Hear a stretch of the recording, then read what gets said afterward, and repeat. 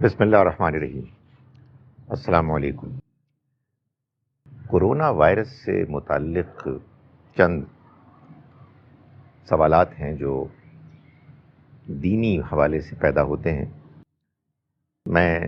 یہ چاہوں گا کہ میں ان کے جوابات آپ کو بیان کروں۔ پہلا سوال عام طور پر یہ کیا جاتا ہے کہ یہ کورونا وائرس کیوں ہوا؟ اس کے دو جوابات ہیں۔ ایک تو یہ ہے کہ یہ وائرس اسی لیے ہوا، انہی وجوہات کی بنا پر ہوا، اس کی وہی تفصیلات ہیں جو ہمیں آج کل سائنٹیفک جو اس کی ایکسپلینیشن ہے اس کے حوالے سے مختلف سورسز سے معلوم ہو رہی ہیں۔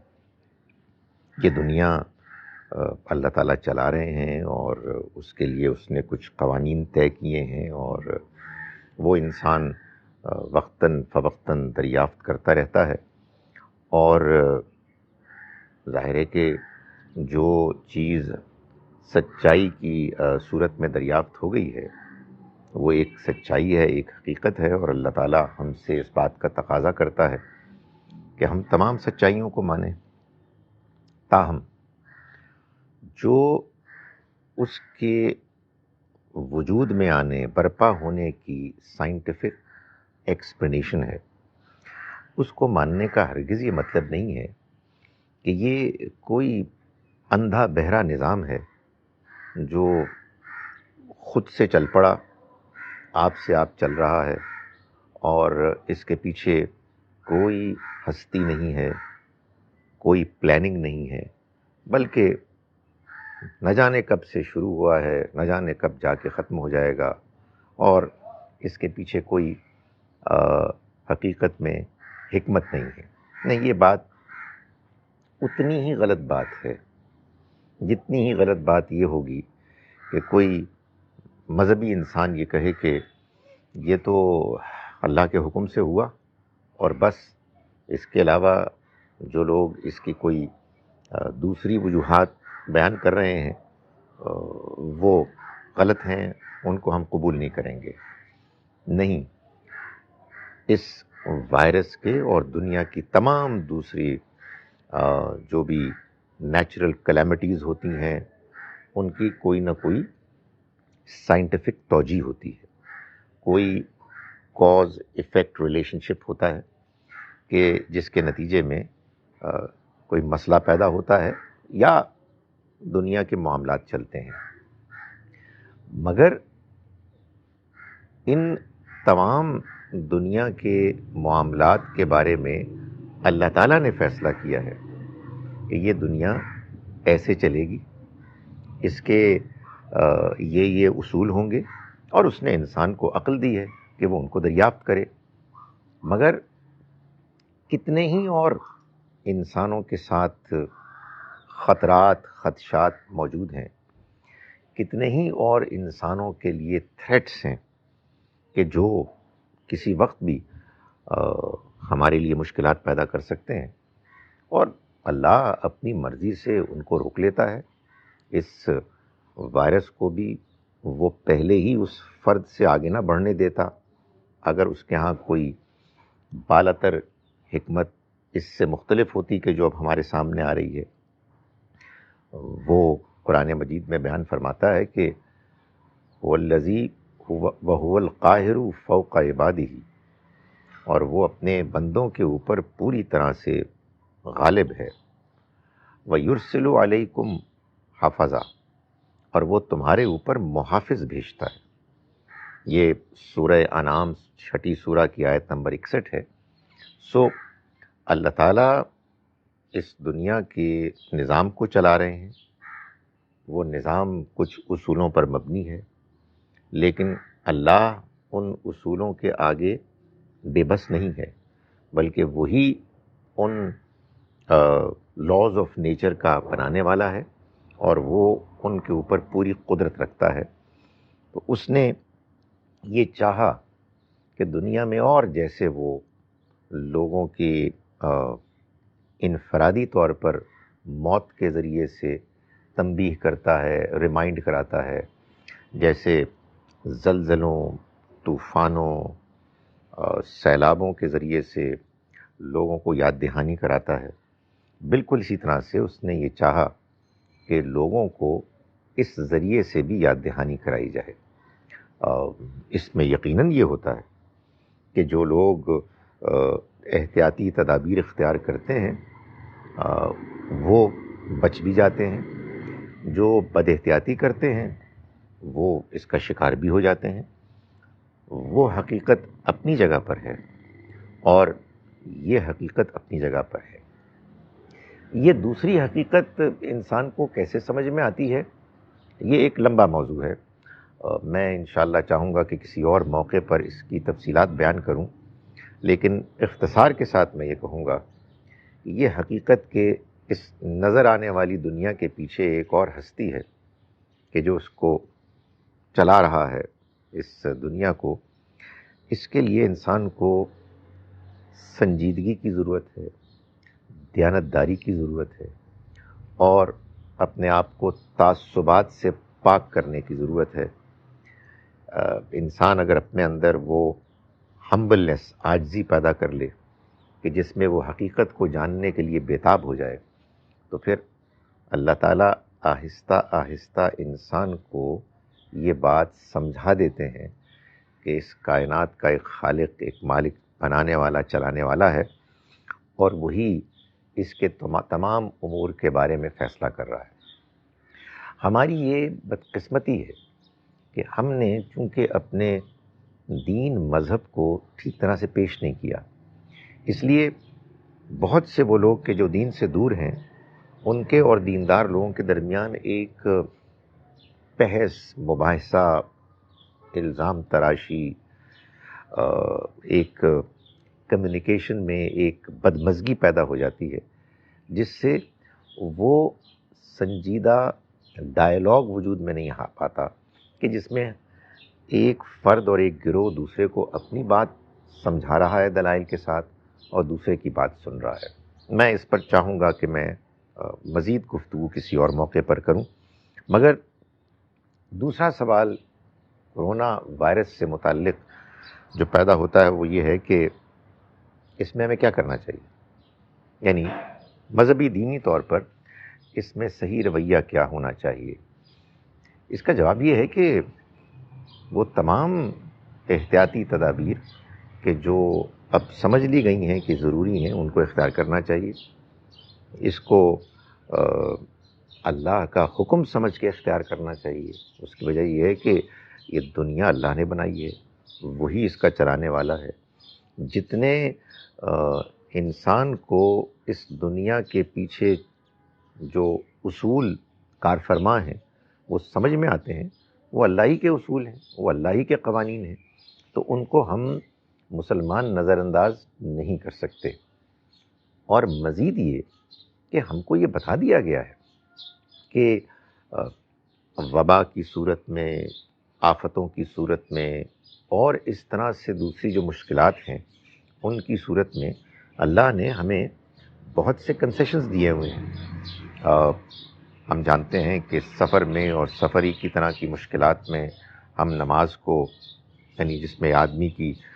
نماز میں ڈسٹریکشن ہوتی ہے، ہم نماز کو قصر کر سکتے ہیں، یعنی جو 4 رکعتیں ہیں ان کو ہم 2 کر سکتے ہیں، ظہر اور عصر کو ہم ملا کے پڑھ سکتے ہیں، مغرب اور عشاء کو ہم ملا کے پڑھ سکتے ہیں۔ ہمیں یہ معلوم ہے کہ ہم کو مسجد میں اگر جانا عام حالات میں ایک پسندیدہ عمل ہے، تو جب حالات مشکل ہو جائیں، بارش ہو جائے یا کوئی اور ایسی مشکل آ جائے، تو باقاعدہ گھر میں رہتے ہوئے نماز پڑھنے کا حکم ہے۔ الصلاۃ فی بیوتکم، اور اس طرح کے الفاظ ہیں کہ جو آذان میں ایڈ کر دیے جاتے ہیں۔ ہاتھ ملانا تو ویسے ہی کوئی دینی طور پر ضروری نہیں ہے، انسان سلام کر سکتا ہے، اور باقی جتنی بھی احتیاطی تدابیر ہیں ان کو ایک سچی مذہبی اسپرٹ کے ساتھ ہمیں اختیار کرنا چاہیے، اس لیے کہ ہم سے کسی کو بیماری لگے، کسی سے ہم کو بیماری لگے، یہ بالکل مطلوب نہیں ہے۔ جب نبی اکرم صلی اللہ علیہ وسلم نے اس بات سے روکا کہ تم مسجد میں کسی ایسی چیز کو کھا کے پی کے نہ آؤ جس سے منہ سے بدبو آتی ہو اور دوسروں کو تکلیف ہوتی ہو، تو ظاہر ہے کہ بدبو تو نسبتاً بڑی کمتر چیز ہے۔ اگر انسان اپنے اندر کچھ ایسے جراثیم رکھتا ہے کہ جن سے دوسرے لوگ متاثر ہو سکتے ہیں اور وہ ان کے ساتھ مسجد میں جاتا ہے اور دوسرے لوگ بھی آتے ہیں، تو یہ تو بالکل طے شدہ بات ہے کہ اس طرح کی تمام امکانات سے اپنے آپ کو ہمیں بچانا ہے۔ ہماری یہ بڑی بدنصیبی ہے کہ ہم ہر معاملے میں قرآن کی کوئی آیت یا کوئی حدیث ڈھونڈتے ہیں۔ بھائی ہم کو یہ بتا دیا گیا کہ یہ ہمارا دین سب سے پہلے انسانی فطرت پر مبنی ہے۔ انسان کو جو اللہ نے فطرت دی ہے وہ ہمارے دین کا پہلا سورس ہے، اہم ترین سورس ہے۔ اس کو نظر انداز کر کے ہم آگے کیسے بڑھ سکتے ہیں؟ کہنے کا مقصد یہ ہے کہ ہم کیا کریں؟ ہم وہ سب کچھ کریں کہ جو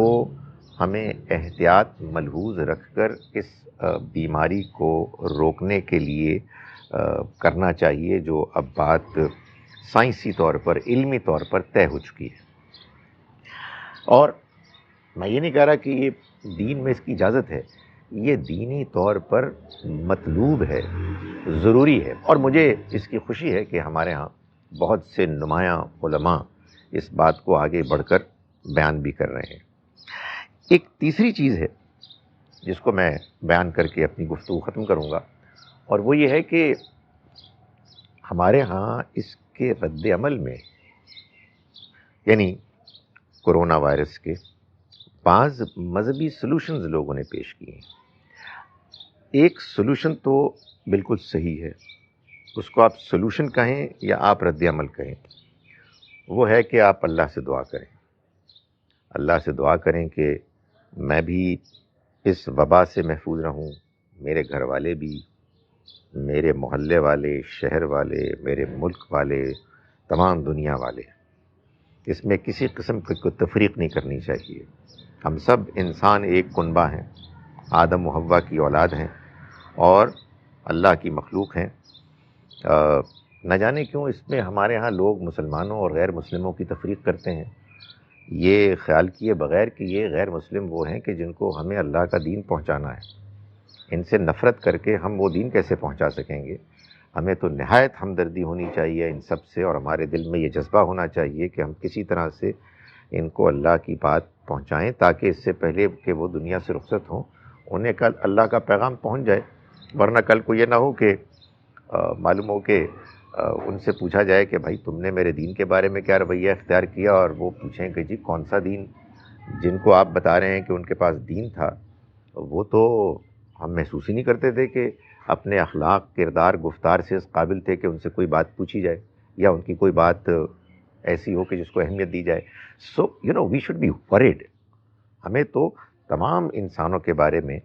پریشان ہونا چاہیے کہ کاش کہ ان کو ہماری بات پہنچ جائے۔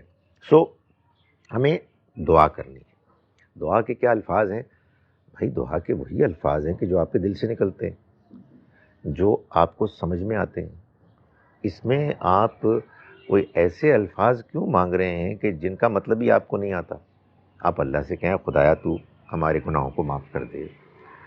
تو ہمیں توبہ کرنے کی توفیق دے، تو ہم سب کو محفوظ رکھ، تو اس بیماری کو ہم سے ٹال دے، تو ہمارے لیے آسانیاں پیدا کر، تو ہمارے لیے مشکلات نہ پیدا کر۔ ان یور اون لینگویج دعا وہی اللہ تک پہنچتی ہے جو دل سے نکلتی ہے، اور خاص طور پر اس طرح کے موقع کے لیے تو اللہ تعالیٰ نے یہ بات بیان فرمائی ہے کہ انسان اگر مجبور اور بے قرار ہو کے اللہ سے دعا کرتا ہے تو اللہ تعالیٰ اس کو ضرور سنتا اور قبول فرماتا ہے۔ ہمارے ہاں بعض لوگوں نے یہ بتانا شروع کر دیا ہے کہ کچھ نیک لوگوں کو نبی اکرم صلی اللہ علیہ وسلم کی خواب میں زیارت ہوئی، اور انہوں نے کچھ اذکار بتائے، کچھ دعائیں بتائیں، کچھ وظیفے بتائے، اور کچھ لوگوں نے کچھ اور بھی باتیں بتائیں کہ آپ قرآن مجید کھولیں اور اس میں آپ کو سورہ بقرہ کے اوراق میں کوئی بال ملے گا، اس کو آپ پانی میں ڈالیں اور پانی پی جائیں۔ یہ جتنی باتیں لوگ کرتے ہیں، کر رہے ہیں، غالباً ان کا یہ خیال ہے کہ ہمارا دین مکمل نہیں ہوا۔ یہ ناکافی ہے، اور ابھی ہم کو خواب میں نبی صلی اللہ علیہ وسلم کی زیارت کی ضرورت ہے کہ وہ آئیں اور وہ ہمیں مزید باتیں بتائیں۔ یہ سوچے بغیر کہ اس سے آپ ان لوگوں کے نقطہ نظر کو تقویت دے رہے ہیں کہ جن کا یہ خیال ہے کہ ابھی کسی اور کو بھی آنا چاہیے۔ اللہ تعالیٰ نے جب یہ بات بیان فرما دی کہ الیوم اکملت لکم دینکم واتممت علیکم نعمتی ورضیت لکم الاسلام دینا، آج کے دن میں نے تمہارے لیے تمہارا دین مکمل کر دیا اور میں نے اپنی نعمت تم پر تمام کر دی اور تمہیں اسلام دین دے کے راضی ہو گیا۔ اس کے بعد ہمیں کسی خواب کی ضرورت نہیں ہے۔ میں یہ نہیں کہہ رہا کہ جس کو خواب میں نبی صلی اللہ علیہ وسلم کی زیارت ہوئی وہ غلط بیانی کر رہا ہے، نہیں، وہ ٹھیک کہہ رہا ہوگا، لیکن کیا بات ہوئی ہوگی؟ دو میں سے کوئی ایک امکان ہے۔ ایک امکان یہ ہے کہ اس کے خواب میں کوئی بزرگ آئے اور انہوں نے یہ دعویٰ کیا کہ وہ اللہ کے پیغمبر صلی اللہ علیہ وسلم ہیں، تو اگر تو واقعی وہ آپ کا چہرہ ہے، چہرہ مبارک ہے، تو پھر تو وہ آپ ہی ہیں جیسا کہ حدیث میں آیا ہے۔ لیکن یہ تو صرف صحابہ کرام ہی بتا سکتے ہیں کہ جنہوں نے آپ کو بنفس نفیس دیکھا کہ یہ چہرہ مبارک آپ کا اپنا ہے یا یہ کوئی اور بزرگ ہیں اور شیطان دھوکہ دے رہا ہے۔ اس لیے یہ بات حتمی طور پر کہی نہیں جا سکتی کہ کوئی شخص اگر یہ دعویٰ کر رہا ہے کہ اس کو نبی صلی اللہ علیہ وسلم کی زیارت ہوئی ہے تو واقعی آپ کی زیارت ہوئی ہے۔ اس لیے 100% تو امکان ہے ہی نہیں۔ فرض کیجئے کہ کوئی آدمی اپنے طور پر مطمئن ہے، تو پھر اسے چاہیے کہ وہ خود سے اس عمل کو کرے، مگر اس کا اعلان نہ کرے۔ اس کا اعلان کرنے کا مطلب تو یہ ہے کہ آپ یہ فرما رہے ہیں کہ نبی صلی اللہ علیہ وسلم یہ فرما رہے ہیں کہ دیکھو، میں جو پیغام لایا تھا، جس کے بارے میں نے اللہ کے کلام میں کے ذریعے سے یہ اعلان کیا تھا کہ یہ پیغام مکمل پیغام ہے، نہیں، اتنا بھی مکمل نہیں ہے، نعوذ باللہ۔ میرا یہ خیال ہے کہ یہ ہماری کمزوری ہے، ہماری کوتاہی ہے کہ ہم ایسا کرتے ہیں، اور میں درد مندانہ اپیل کرتا ہوں کہ اس طرح کی باتوں سے اجتناب کریں اور جو دین ہم کو مل چکا ہے اس پر اعتماد رکھیں۔ وہ مکمل دین ہے، اس میں دینی لحاظ سے ہمیں کسی اور چیز کی ضرورت نہیں ہے۔ اور یہ بات کہ آپ پانی پئیں فلاں، یہ تو ویسے ہی دین کے مزاج کے خلاف ہے، اس کی تو شدید مذمت ہونی چاہیے۔ مجھے اللہ سے امید ہے کہ یہ وبا جلد سے جلد یہاں سے ٹلے گی اور ہم اس کے نتیجے میں جو ہمیں تنبیہ ہوئی ہے اس کے نتیجے میں ہم اللہ کے زیادہ قریب ہوں گے، ہم بہتر مسلمان بنیں گے، ہم انٹروسپیکشن کریں گے اور یہ جاننے کی کوشش کریں گے کہ اللہ نے ہمیں اس دنیا میں کیوں بھیجا ہے۔ اس لیے کہ ایک بات تو بالکل طے ہے، آپ جتنی مرضی اونچی زیادہ سے زیادہ بیان کریں کہ ہمیں مرنا ہے اور دنیا ختم ہونے والی ہے، لیکن جب واقعی انسان کو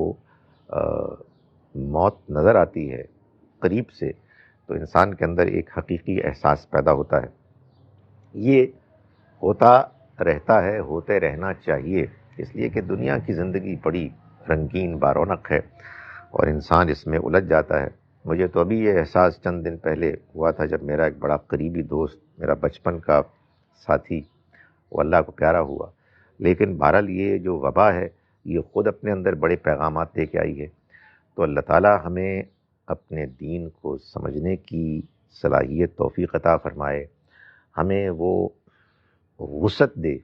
کہ جس میں ہم ایک دوسرے کی باتیں دیانتداری سے سنیں بغیر تعصب کے، اور ہمیں اس کی توفیق دے کہ ہم اگر کوئی صحیح بات کہیں سے بھی مل رہی ہے ہم اس کو قبول کریں، اپنے دین کو سمجھنے والے بنیں، اور ہمیں اللہ تعالیٰ توفیق دے کہ ہم اس کے اچھے ایمبیسڈرز، اس کے اچھے علم بردار بنیں۔ اقول قولی ھذا واستغفر اللہ لی ولکم۔